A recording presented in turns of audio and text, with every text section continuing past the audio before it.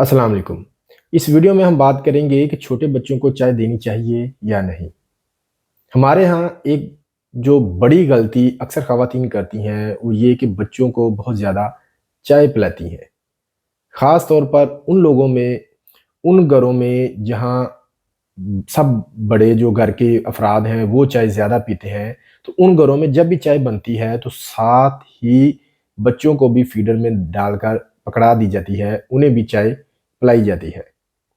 और सर्दियों में चाय पिलाने की मकदार तो ख़ास तौर पर कुछ ज़्यादा ही हो जाती है। सर्दियों में बच्चों को बहुत ज़्यादा चाय पिलाई जाती है कि ठंड है, चाय देंगे तो बच्चे को सर्दी नहीं लगेगी, खांसी, नज़ला, ज़ुकाम नहीं लगेगा। चाय के क्या-क्या नुकसानात हैं, ख़ास तौर पर बच्चों में? चाय में कैफ़ीन मौजूद होती है।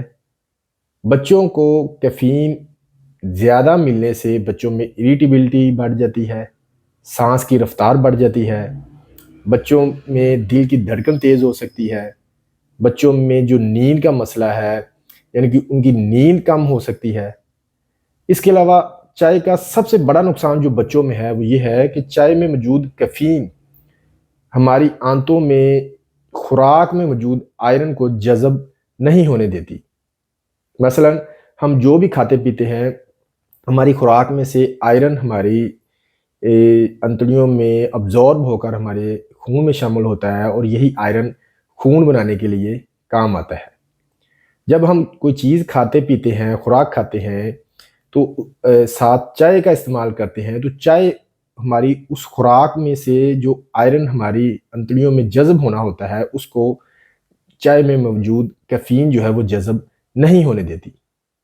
इसी वजह से जिन बच्चों को ज़्यादा चाय पिलाई जाती है, उनमें खून की कमी हो जाती है। लिहाज़ा बच्चों को चाय नहीं, दूध दिया करें। हाँ, अपनी तसल्ली के लिए अगर बच्चे को नज़ला, ज़ुकाम, खाँसी या पेट खराब का मसला है, तो उस सूरत में कभी-कभार चाय दे सकते हैं, लेकिन आम रूटीन में चाय की आदत बच्चों को डालना बच्चों के लिए बिल्कुल भी मुफ़ीद नहीं है।